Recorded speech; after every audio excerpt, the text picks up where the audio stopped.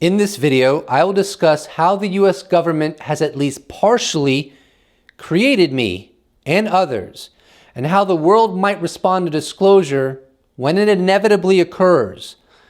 At least, I think it's inevitable. My YouTube channel was created in late 2013. However, I didn't create a video on it until January 6, 2017. 312 days later, I created my second video on November 14th, 2017. And I created it because of the October 11th, 2017 press conference with Luis Elizondo, Steve Justice, Jim Semivan, Hal Puthoff, and Tom DeLonge. Ever since my second video, I've been consistently creating videos on the UFO topic. I've been chin deep in this subject, and this hasn't stopped for years. In other words, I came out of the womb of the United States government. There is no UFO Jesus without the US government. Absolutely none. I'm not the only one that has been partially created by the United States government. I will provide you with a few other people based on my opinion that also have. Perhaps the United States government is some sort of a manifestation of Mother Mary of God. And here are some people that have, in my opinion, come out of the womb of the United States government.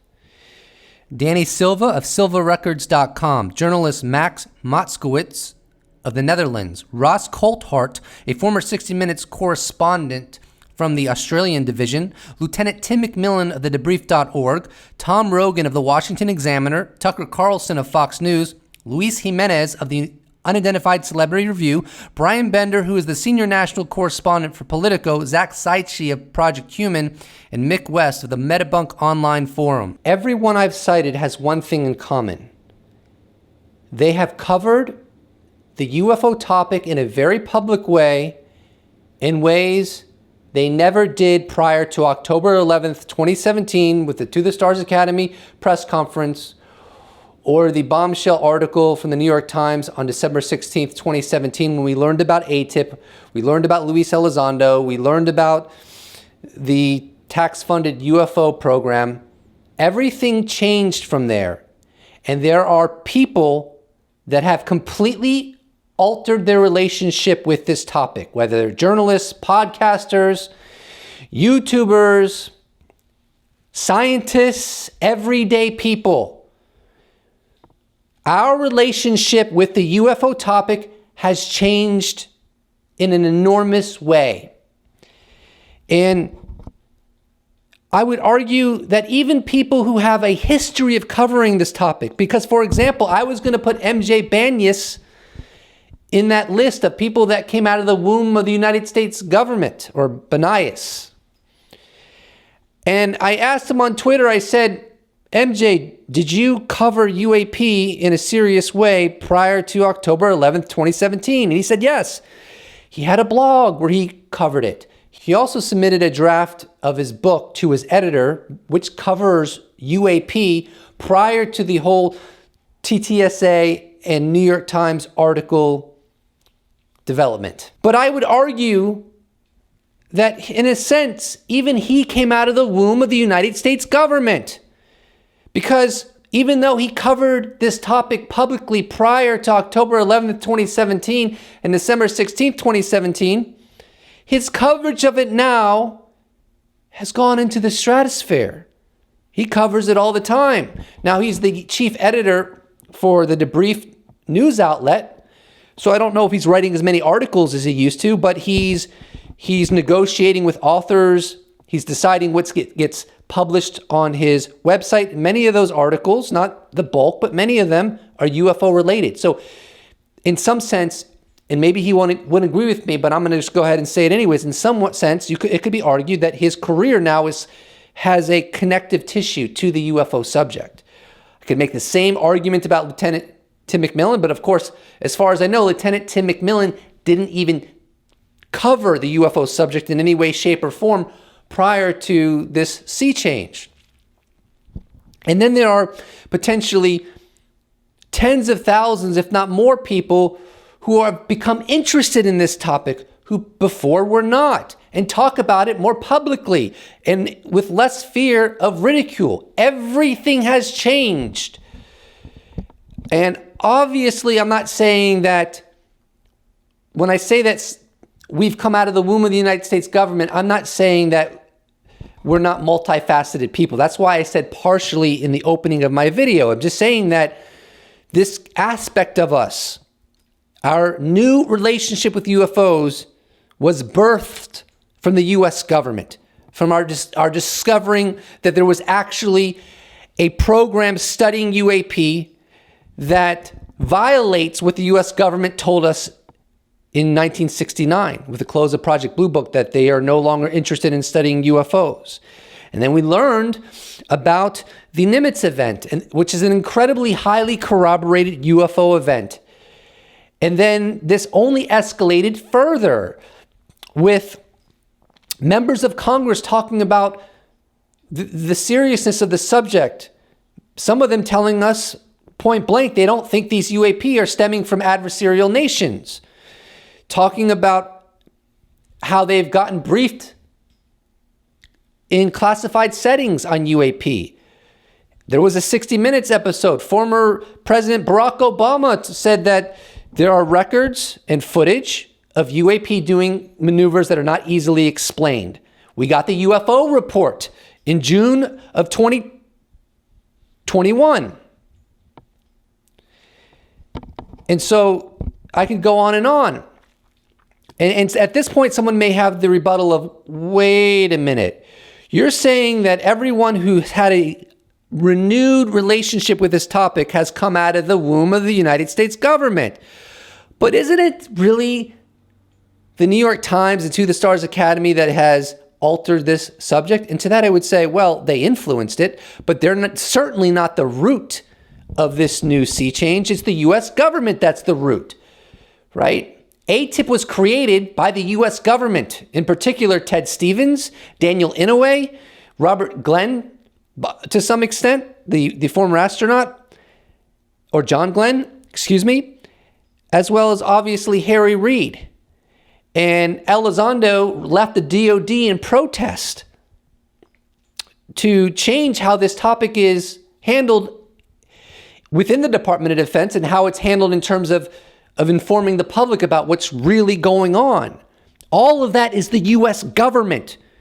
So the root of this shift and the root of our renewed relationship with this topic is not the New York Times. It's not To the Stars Academy.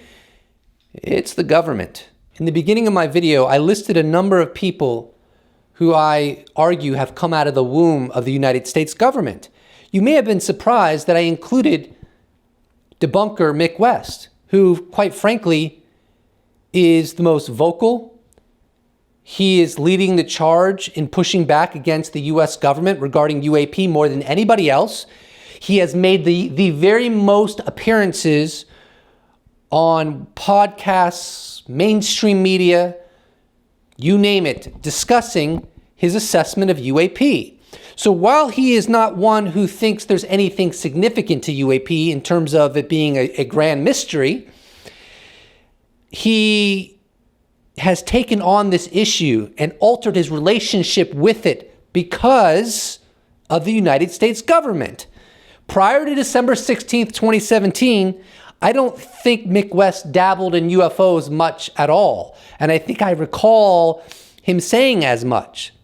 So our relationship with this subject, for many of us, has changed in one of two ways. We've become more suspicious that there may be something to UAP and that the U.S. government's not telling us everything regarding what they know within that context. Or alternatively, if you're a debunker like Mick West, you may see this as a threat to critical thinking and rational thinking because you are still convinced that there really is nothing to UAP. They're just misidentifications, or as I think, or as I know, Mick West has presented it before, that it's a people problem. It's not really an unidentified aerial phenomena problem consisting of highly advanced technology. In reference to this people problem, Mick West has been among some debunkers that have championed the idea that the sea change that is occurring right now within our government regarding UAP is the result of a small number of people that have influenced the very structure of this government in terms of its relationship with UAP. And this theory that Mick West promotes, as well as others, fascinates me, because when you really dig into this theory and look at the construct of this theory, it starts to veer into conspiratorial territory.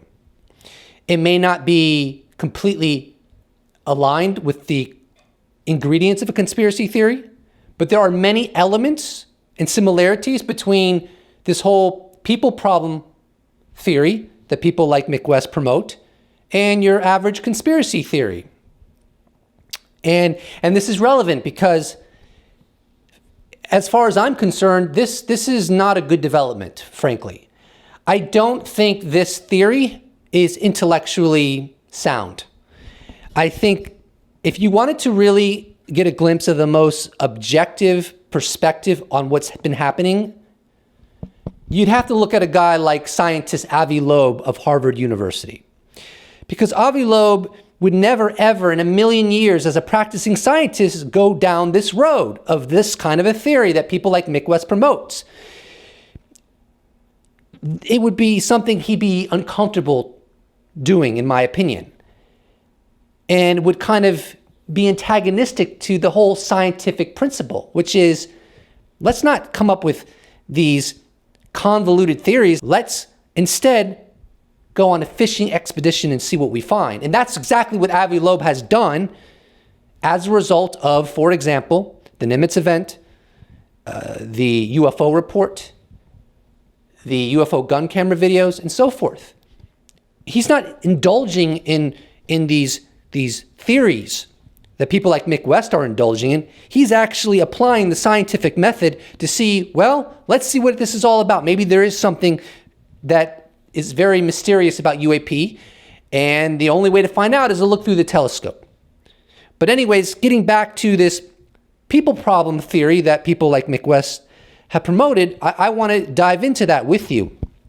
Here's an interview from, I think it's June 2021, in which he interviews skeptic Jason Colavito, who also champions this people problem theory to explain why, for example, the United States Congress is starting to look into UAP as a serious problem. Well, you talk about this in the way you describe it, the influence that Vallée and Puthoff and others have throughout the years. It almost seems like a very small cult with a kind of limited number of people in positions of influence who throughout the years have been kind of trying to get this narrative across, and they've been recruiting people throughout the years. Like Elizondo, I don't know if would he have been a UFO believer before he got involved in this ATIP program. Do you think perhaps he just simply... According to him, he was not. No, so he became convinced, kind of like the mind virus of Jacques Well, Vallée. yeah, basically. And Puthoff. I mean, I don't want to sound... Yeah, I don't want to sound conspiratorial here, because it's not like there was a vast conspiracy of pod people who are kind of sucking brains dry. But what there is a network of influence. Right. You know, there are people who are interested in UFOs as a topic. You know, I can't say that I've never been interested in UFOs. I wouldn't be here if I hadn't been at some point.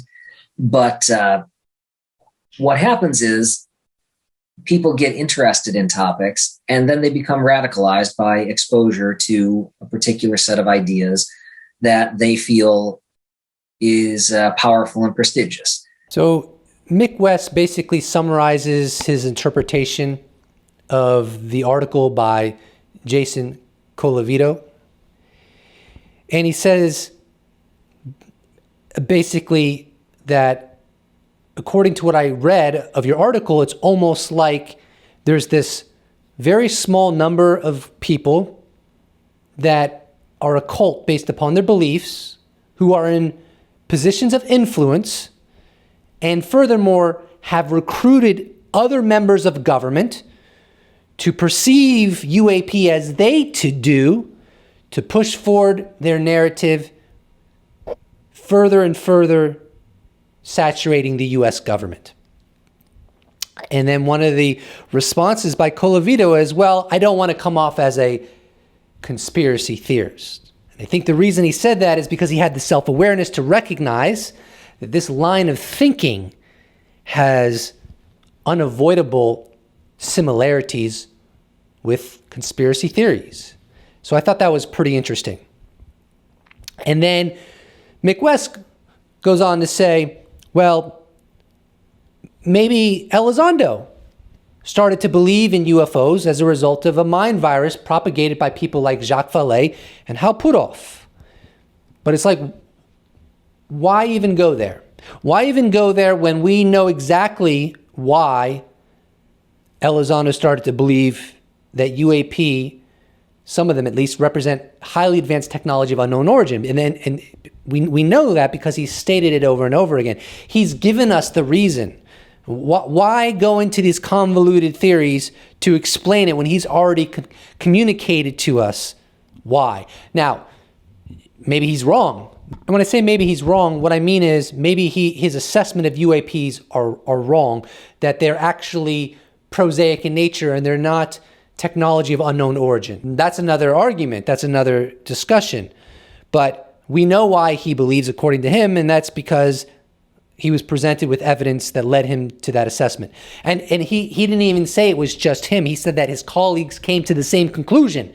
But of course, I guess if we are to take Colavito's narrative to the fullest extent, I guess his colleagues too may have been persuaded and recruited by this small group of people trying to change the perspective of UFOs within the United States government. In the following clip, Jason Colavito goes into depth as to what he perceives is the problem regarding the U.S. government's handling of the UFO issue. Because if the people in Congress who have become increasingly radicalized by media coverage, and that is something to note, the radicalization you see in members of Congress on this issue isn't really due to any new developments in UFOs.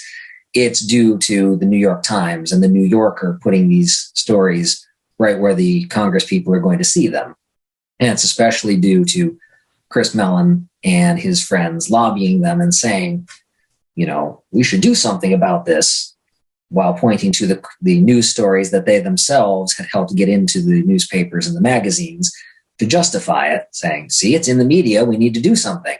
Well, yeah, but you put it in the media, so you're saying you need to do something because you put it there. In my opinion, Jason Colavito is empirically and self-evidently wrong about how the Congress got quote-unquote radicalized. I don't know why he's using that word. I guess he's using that word because he thinks that this is all a sham, but it's not. First of all, I wouldn't define it as radicalized. I would define it as they discovered that incursions are occurring into highly restricted military airspace. They weren't told about it, and this led to them taking this issue very seriously, the issue of UAP, whatever they are, whether they're drones from China or Russia or something more exotic, it really makes no difference. Now, to demonstrate the seriousness of these oversight committees having not been informed about these incursions, I will show you some tweets by Chris Mellon as well as investigative journalist Lieutenant Tim McMillan. According to the National Security Act of 1947, EO 12333 and ODNI Directive 112, Congress is required by law to be notified of all intelligence failures. As acting DNI, Richard Grenell, can you advise if this legal requirement has been performed, referring to the Navy UAP events? Since ODNI is an independent branch and serves as head of the IC intelligence community, as Director of National Intelligence, Richard Grenell Do you feel it's problematic to allow only OSDPA to speak on behalf of the entire U.S. government on UAP matters? And does ODNI's formal position mirror ODSPA and the DoD? Chris Mellon comments on Tim McMillan's tweets. Regarding the requirement for the intelligence oversight committees to be notified in writing of major intelligence failures, the answer is no.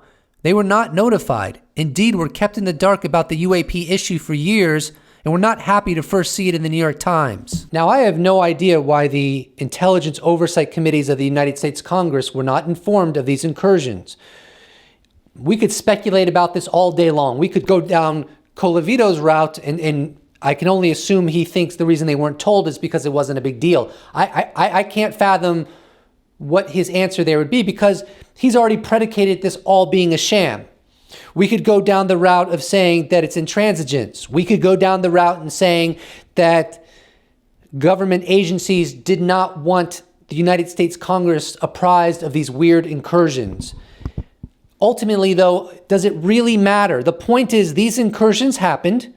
They're serious incursions. These are not benign incursions by any stretch of the imagination. They're happening in training ranges with highly sensitive maneuvers and signals being broadcast. And so if it was an adversary, they could potentially collect data that could be catastrophic for the United States of America and the national security of this nation.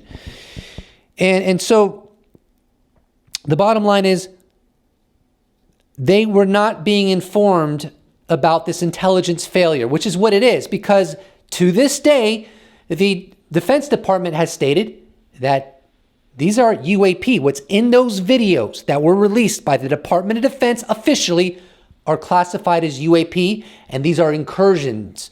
They have stated that these were incursions into military airspace. And if we wanted to get further information about the nature of, for example, the USS Nimitz UFO event series of November 16th, 2014, all you'd have to do is take a look at what all of the aviators have stated, and the radar operators, and the technicians. And it's empirically true that all of them, without exception, and if there's an exception, show it to me, I haven't seen it, all of them without an exception have assessed that whatever was encountered that day, and for some of the witnesses, days, is extraordinarily advanced technology of unknown origin. None of them, nobody who has come forward has said, you know what, I think it's glitches, or you know what, I think it's this kind of conventional drone or that kind of conventional drone. When you have all of these professionals that millions of dollars have gone into training to fight and win wars on behalf of the United States government, harnessing the very most sophisticated sensor collection mechanisms in the world, and they're all saying the same thing. They're all aligning on one specific point, that the technology that was encountered is of unknown origin and is extraordinarily advanced. Some of them think it is of non-human intelligence. Some of them don't know. But the point is, they all align on that one point. So, and even the United States government, who has all of the capacity in the world to throw cold water on these UAP events, whether it's the USS Nimitz UFO event series or the event encompassing the Go Fast and Gimbal video, the government hasn't done that. No members of Congress have done that either. This is because the most likely scenario is these are real incursions of unknown origin, which means they are of critical nature. It's an intelligence failure because the United States government doesn't know where these objects are coming from, what their intent is, or who's behind the wheel, as it were. So for Jason Colavito to say that the United States Congress has been radicalized is empirically false. They haven't been radicalized. They've been informed about real incursions that are quite alarming and concerning, considering what the witnesses have said. All of them. Every single one of them, whether it's Chad Underwood or David Fravor or Gary Voorhees or PJ Hughes or Jason Turner. There's a couple other. There's so many of them. Chief Operator Kevin Day, Ryan Graves when it comes to the gimbal event, Danny Acoin when it comes to the gimbal event. These are professional aviators. The Congress was not radicalized. They were informed of incursions that they should have been informed a long time ago. And since the United States government doesn't know who's operating these objects, it's an intelligence failure of the highest degree. So before the following clip occurred, a little bit earlier from that, Mick West asked Jason Colavito if the United States government, Congress, would extricate themselves from all this UFO stuff with the UFO report that hasn't yet been issued at the time that this interview was occurring. And Jason Colavito gives a really interesting answer, or he contributes to an answer regarding that question here. But a lot of it's going to come down to what Congress decides to do. If, for example, the Congress people actually read the stuff that I wrote and say, hey, wait, maybe this is a little problematic and we should back off on this, then, it might fizzle out and nothing will happen. That is a remarkable answer to me, and maybe Colavito's joking, but I would lean toward he's not joking. The idea that if only the United States Congress would simply read his article, they'd recognize how there's nothing to UAP, and therefore they would try to distance themselves from it is, I don't know, it's hilarious to me. I mean, this is a podcast that's called Tales from the Rabbit Hole, which I've been on twice, by the way. And to me, this episode demonstrates persuasively that Mick West and Colavito are down their own rabbit hole.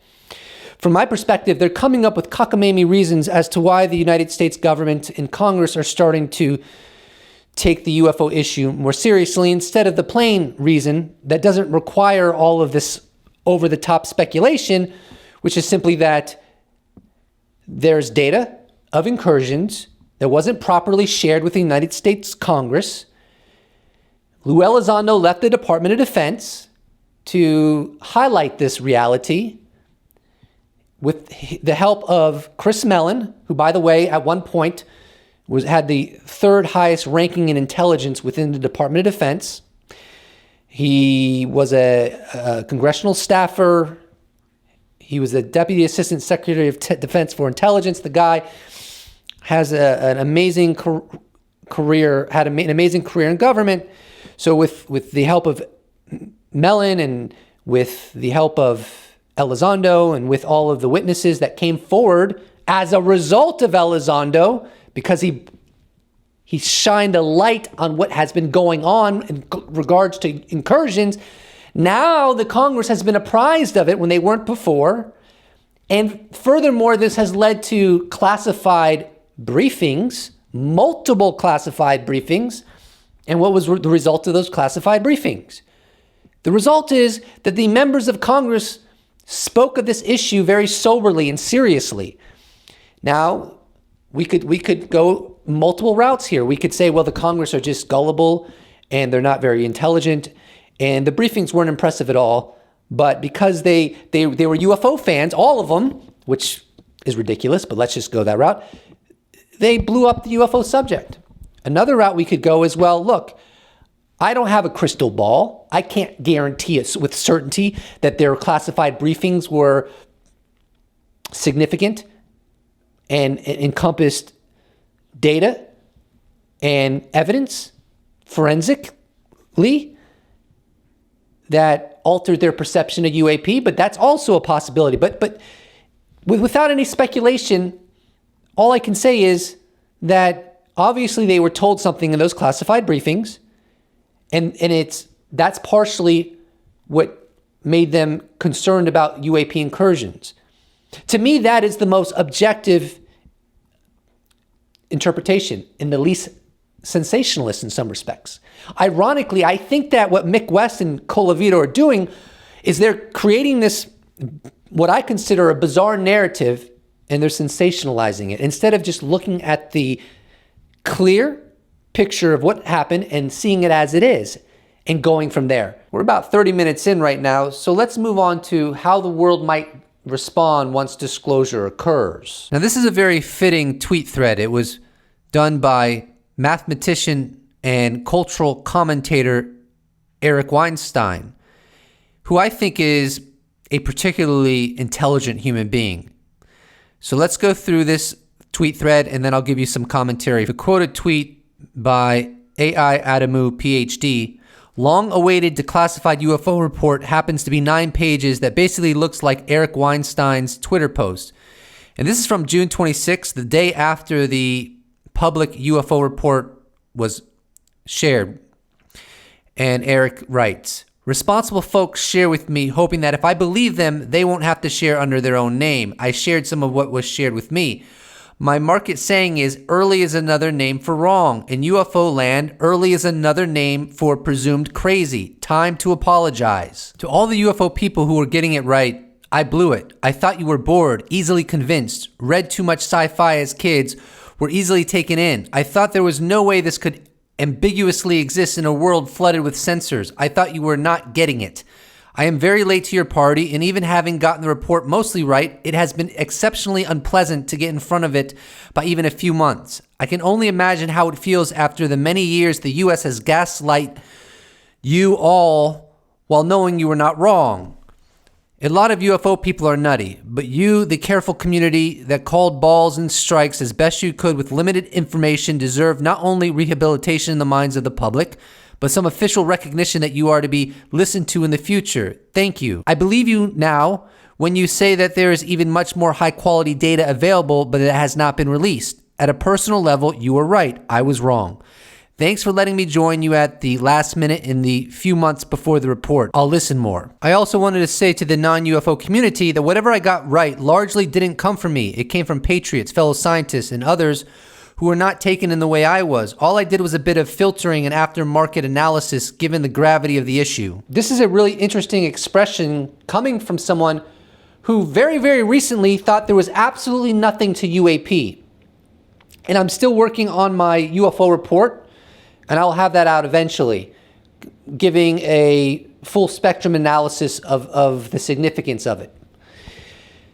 But I do think that what mathematician Eric Weinstein did in this thread is going to happen at a larger scale from some components of our world community. People will recognize that those that thought and assessed that there was higher fidelity data within the possession of at least the US government documenting forensically UAP and that this phenomenon was real were not as gullible or incapable of critical thinking as much as they may have assumed. And so that recognition will come in a post-disclosure world. How it's going to manifest, I don't know, but it will definitely be something that will be noticed. And that will be interesting when that takes place. Weinstein, in his apology tweet thread, stated that I believe you now that there is higher fidelity data in the possession of the US government. Interestingly, Lou Elizondo called into the Jimmy Church radio program on September 6th, 2021, and had the following to say regarding that very issue. Look, Congress has been provided with classified briefings, and if you think all they've been briefed on was FLIR and GoFast and Gimbal, you've been living on another planet. No, that's not the case. They've been given much better fidelity information. That's an indicator. In my line of work of intelligence, that's a huge indicator.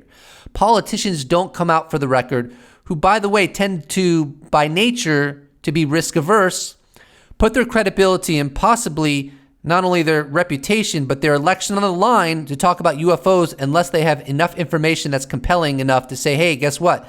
These damn things are real. Here is an amazing clip from Lex Friedman's podcast interviewing Eric Weinstein in February of 2021, well before the UFO report was issued, in which he talks about some of the potential fallout from discovering as a civilization, as a society, that the United States government has been lying to its citizens about UAP. And I think that's what has occurred. I think it's pretty obvious and clear, regardless of what UFOs end up being. As I covered earlier in this video, the United States Congress was objectively and factually not being informed about UAP incursions What are UAP? UAP are not known craft. UAP do not have the techno-signatures of known craft by definition. They have capabilities and techno-signatures that are mysterious. That's what a UAP is. And so this all boils down to misleading the public, misleading the Congress, and lying to the public and lying to the Congress. Is there some version of the alien conversation that could incorporate the breaking of frameworks? Well, I think so. I mean, the key question would be, we've had the Pentagon release multiple videos of strange UFOs that undermined a lot of us. I just think it's also really fascinating to talk about the fact that those of us who were trained to call BS on all of this stuff just had the rug pulled out from under us by the Pentagon choosing to do this. And you know what the effect of that is? You've opened the door for every stupid theory known to man. My aunt saw a ghost. Okay, now we're going to have to listen to, well, hey, the Pentagon used to deny it. Then it turned out there were UFOs, dude.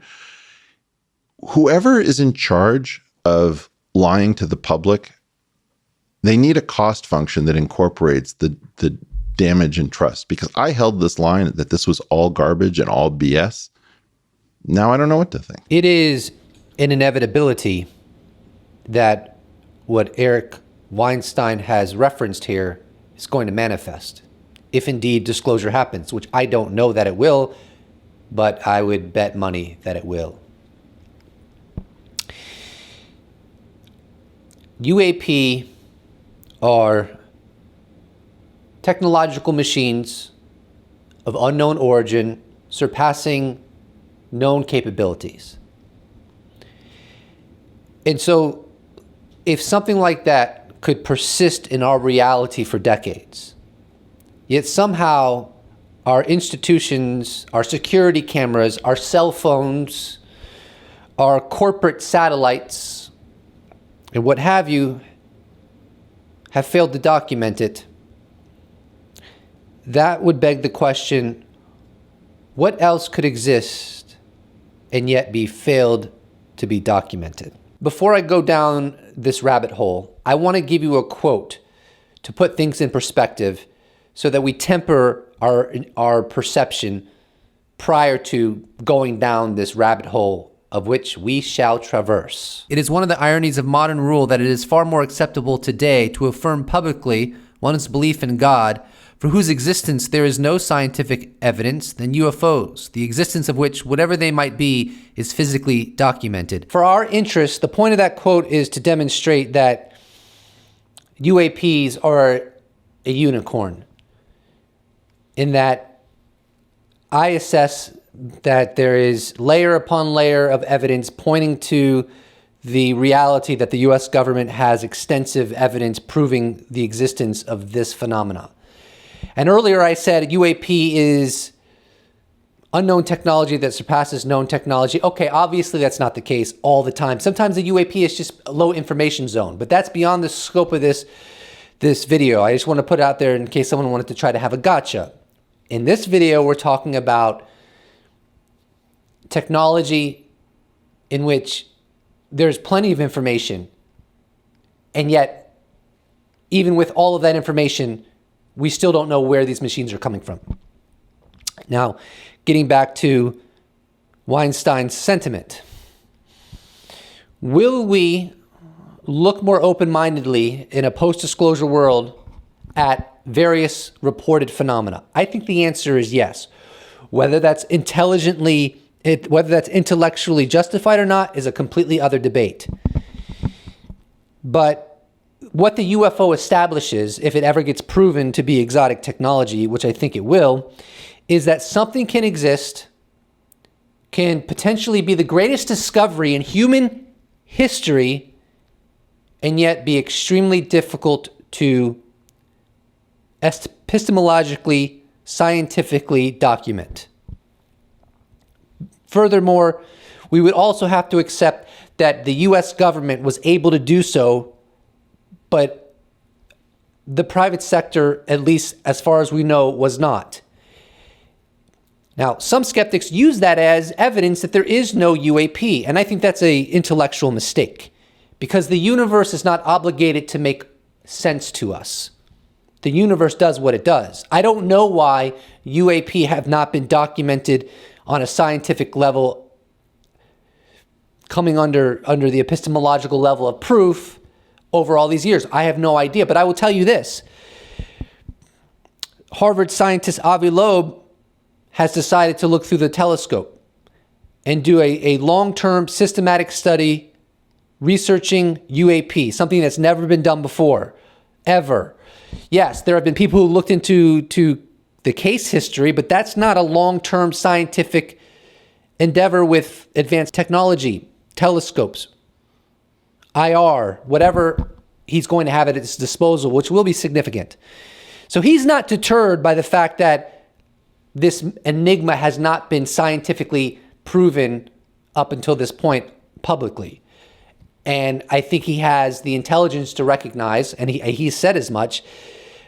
He has actually stated that, and I don't remember the exact quote, but he basically said that what we were shown with the UFO report and the gun camera videos is like looking at a tip of an iceberg, where you see the tip of an iceberg, and that's a small portion of the totality of the iceberg. In other words, I recollect Avi Loeb saying that the indication is that the U.S. government has much more data on this enigma.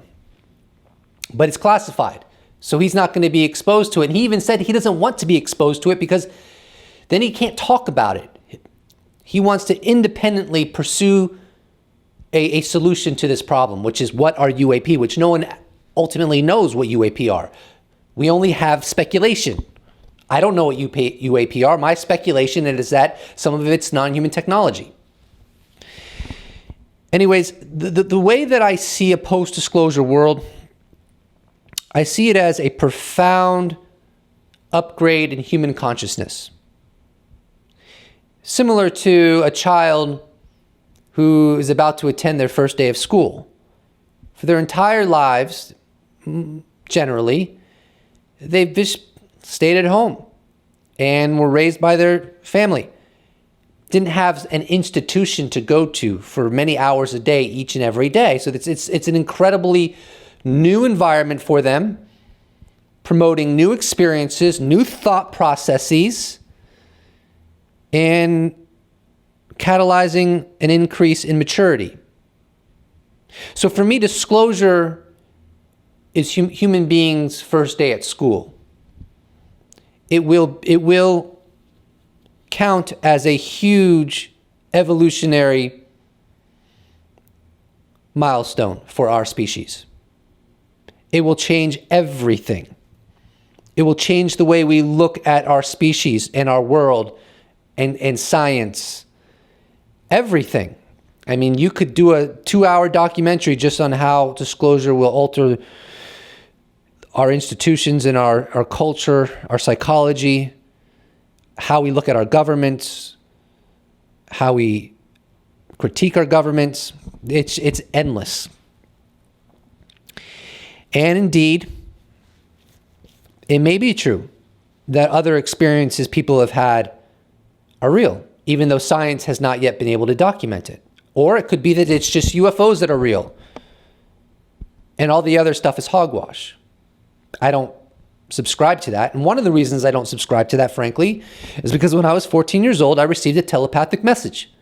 Now, that could be a false memory. And if I was a skeptic, that would be my number one hypothesis. But I'll tell you this. My experience was so unambiguous, as far as I can remember, that if, God forbid, someone threatened my life and said, look, I know the answer to whether you actually experienced a telepathic message when you were 14 or not. And you have to get it correct, whether you did or not. If you don't, I will take your life. Do you want to know what I would say? I would say, I had a telepathic experience at age 14. Through very simple logic, that is what I recollect. I recollect it as utterly unambiguous, and therefore, I give the odds that happened higher than that it didn't happen, even though all of the world institutions would tell me such a thing is impossible. All of them would. Most scientists and engineers would as well. They would tell me That's not possible. And yet I'd bet against basically those that are considered the smartest and brightest in our world, because based on my experience. We're at the 46-minute mark, and I'm just gonna end the video right now. But before I do, I'm so impressed that you've watched this entire video all the way through. That's amazing. You're a bunch of heroes. In the comment section below, if you wouldn't mind, type the word hero. Thank you so much. And don't forget to subscribe. And if you'd like to support this channel, you can check out my merch shop, where I sell t-shirts and other stuff like that. You can become a patron, you can become a YouTube member. You could give me a one-time donation, or you could just slap a like on this bad boy, and I will appreciate it so much. Thank you so much for watching, and I look forward to seeing you in the next episode. Special thanks to all patrons, all YouTube members, all those who have bought merch, all those who have given me one-time donations. I couldn't do it without you. I really appreciate it. See you in the next episode.